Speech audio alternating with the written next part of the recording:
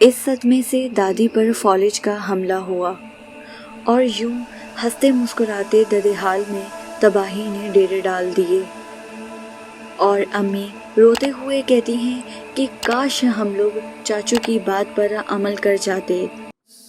अस्सलामुअलैकुम, welcome to my YouTube channel मानचिन story. तमाम videos के अपडेट के लिए मानचिन स्टोरी को सब्सक्राइब करके बेल नोटिफिकेशन को ऑन करें।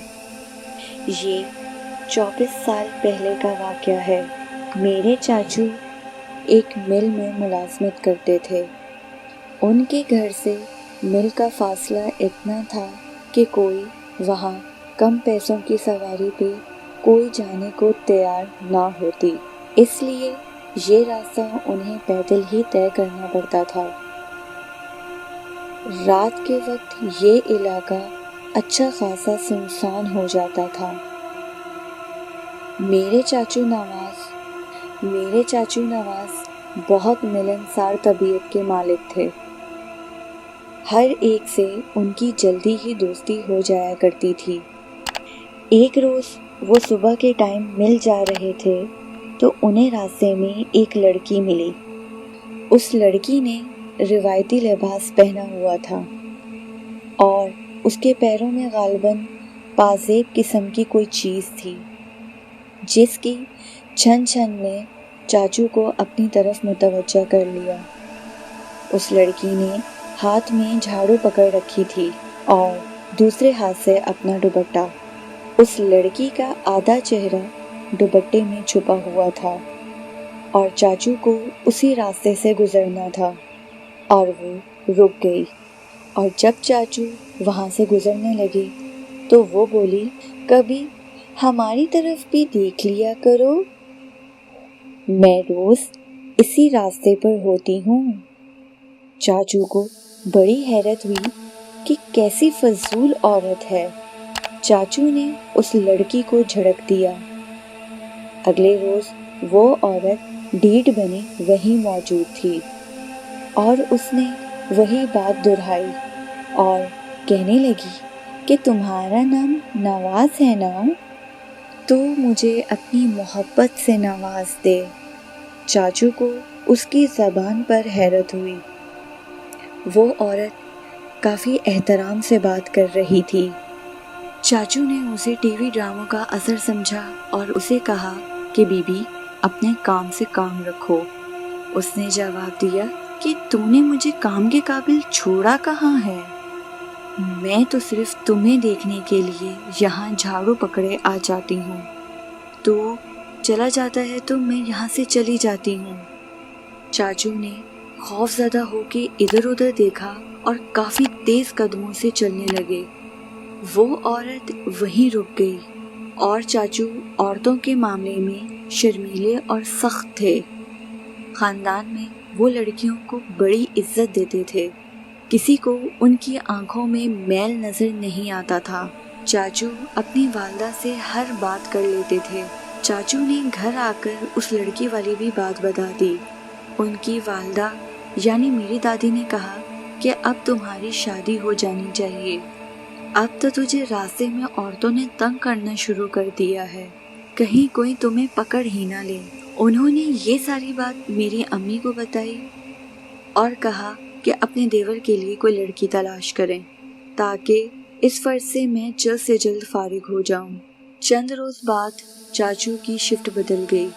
वो रात के टाइम जाने लगे। एक रात चाचू वापस आ रहे थे तो उसी जगह उन्हें वही लड़की मिली जो हाथ में झाड़ू लिए खड़ी थी। चाचू ने उस लड़की को दूर से देख लिया और वहीं खड़े परेशान हो गए कि इतनी रात को ये औरत यहाँ क्या कर रही है।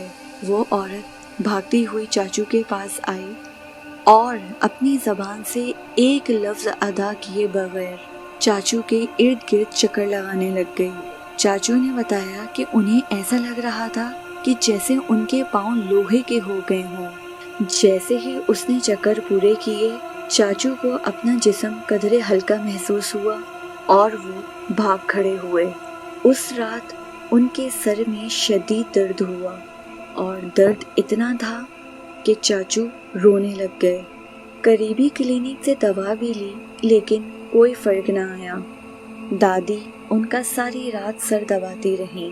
اس دوران انہوں نے دادی کو بات بتائی کہ رات کے پہر بھی وہ لڑکی وہاں کھڑی تھی اور اس نے میرے ارد گرد کہیں چکر لگائے۔ دادی نے ان کی بات پر زیادہ توجہ نہ دی اور اب چاچو کو تیز بخار ہو گیا۔ دادی کو لگا کہ شاید بخار کی وجہ سے یہ ایسی بہکی بہکی باتیں کر رہا ہے۔ بھلا رات کے ٹائم وہ عورت کیوں راستے میں کھڑی ہوگی؟ انہوں نے دوسرے دن گھر والوں سے اس بات کا ذکر کیا تو سب چاچو کا مذاق اڑانے لگے۔ البتہ میری امی پریشان ہو گئی تھیں۔ اسی روز امی نے چاچو کا ایک گھر میں رشتہ بھیج دیا۔ چند روز بعد چاچو کو لڑکی والے دیکھنے آ گئے۔ اس وقت تک چاچو کا بخار اتر چکا تھا، مگر وہ ڈیوٹی کے نام سے خوف زدہ ہو جایا کرتے تھے۔ ماشاءاللہ صحت اور صورت لاکھوں میں ایک تھی۔ لڑکی والوں نے انہیں پسند کر کے شادی کی بات پکی کر دی۔ دادی نے چاچو پر مل جانے پر زور ڈالا تاکہ وہ گھر بہو لانے کا انتظام پکا کر لیں۔ بڑی مشکلوں سے چاچو نے مل جانے کی حامی بھری، لیکن کام پر جانے کے بعد اگلے دن وہ دوبارہ لرزتے کامتے ہوئے گھر پہنچے۔ انہوں نے بتایا کہ وہ عورت مجھے دوبارہ راستے میں مل گئی اور کہنے لگی کہ میں نے سنا ہے کہ تو شادی کر رہا ہے، جب تک میں اس جگہ ہوں کوئی اور جگہ نہیں لے سکتا۔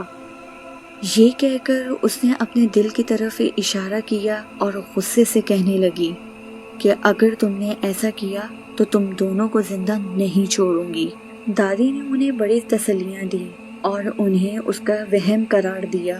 اتفاق سے لڑکی والوں کو شادی کی جلدی تھی، لہٰذا 1 مہینے کے اندر اندر چاچو کی شادی کی تاریخ طے کر دی گئی۔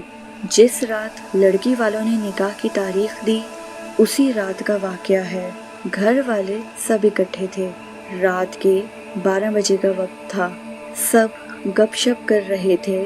جب چاچو دیر تک واپسی نہیں آئے تو دادی کو شک ہوا اور دادی دروازے پر دیکھنے گئیں تو وہاں دروازہ کھلا ہوا تھا اور چاچو کا کہیں نام و نشان نہیں تھا۔ دادی نے گلی میں جھانکا، گلی خالی پڑی تھی۔ دادی نے ہمیں آ کر بتایا تو پھر سب باہر گئے۔ چاچو کا کچھ پتہ نہیں تھا۔ دادی رونے لگی اور سب نے تسلی دی کہ شاید کوئی باہر دوست آیا ہوگا تو اس کے ساتھ چلے گئے ہوں گے۔ تقریباً آدھے گھنٹے بعد چاچو لوٹ کر آئے۔ ان کی حالت بڑی عجیب ہو رہی تھی، پیٹ پکڑا ہوا تھا اور مریضوں کی طرح چل رہے تھے۔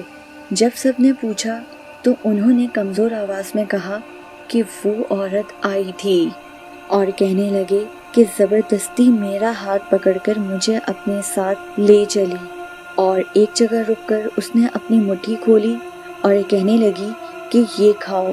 میں نے خوف کے عالم میں آ کر اس کی مٹھی میں دبی ہوئی بدمزہ چیز میں نے کھا لی اور کھانے کے بعد مجھے ایسا لگا کہ جیسے پیٹ میں چھپکلیاں کلبلانے لگی ہوں، اور اس نے مجھ سے کہا شادی کرو گے تو میں تمہارا حشر بگاڑ دوں گی۔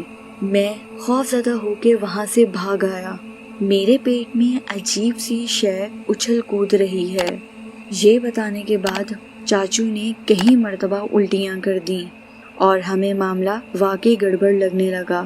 دادی انہیں ایک عالم دین کے پاس لے گئیں، ان کو سارا قصہ سنایا اور انہوں نے تعویذ وغیرہ دیے جس کی وجہ سے وہ ٹھیک رہے اور ان کی شادی بھی اگلے مہینے کر دی گئی۔ ماموں نے مل کی نوکری چھوڑ کر ایک دکان کھول لی تھی۔ رات کو بالکل گھر سے نہیں نکلتے تھے۔ 1 سال تو ٹھیک ٹھاک گزر گیا۔ اس دوران ان کے ہاں پہلا بیٹا پیدا ہوا۔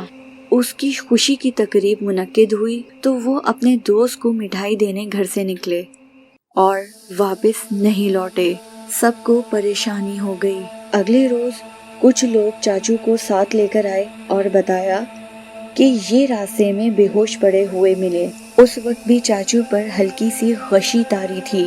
وہ انتہائی خوف زدہ نظروں سے ادھر ادھر دیکھ رہے تھے اور دادی کو دیکھ کر کہنے لگے کہ اماں میں نے منع کیا تھا نا کہ میری شادی نہ کرو۔ وہ مجھے مار ڈالے گی۔ یہ کہہ کر ماموں بچوں کی طرح رونے لگے۔ اس روز ان کی حالت اور خراب ہونے لگی۔ نفسیاتی ڈاکٹروں کو دکھایا، لیکن ڈاکٹروں کو بھی سمجھ نہیں آ رہی تھی اور ان کی حالت دن بدن خراب ہوتی جا رہی تھی، اور چاچو اپنے ہوش و آواز کھوتے چلے گئے۔ گھر والوں کو مارنے کو پڑتے، بیوی سے چھوٹی چھوٹی بات پر جھگڑا کرنے لگے، کبھی کبھی اپنے معصوم بچے کو بھی بہت مارتے۔ غرض یہ کہ حالات دن بدن بگڑتے چلے جا رہے تھے، اور چاچی اپنے بچے کو لے کر میکے چلی گئیں اور طلاق لے لی، کیونکہ ان کا خیال تھا کہ چاچو کی طبیعت اب بہتر نہیں ہو سکتی۔ اس صدمے سے دادی پر فالج کا حملہ ہوا، اور یوں ہنستے مسکراتے ددحال میں تباہی نے ڈیرے ڈال دیے۔ اور امی روتے ہوئے کہتی ہیں کہ کاش ہم لوگ چاچو کی بات پر عمل کر جاتے اور ان کی شادی ہم نہ کرتے۔ یہ بالکل سچی کہانی ہے۔ اگر آپ لوگ بھی کوئی واقعہ ہم سے شیئر کرنا چاہتے ہیں تو نیچے ڈسکرپشن باکس میں لنک ہے، آپ لوگ وہاں سے جا کے ہم سے اپنی کہانی شیئر کر سکتے ہیں۔ لائک اینڈ سبسکرائب کرنا مت بھولیے گا۔ اللہ حافظ۔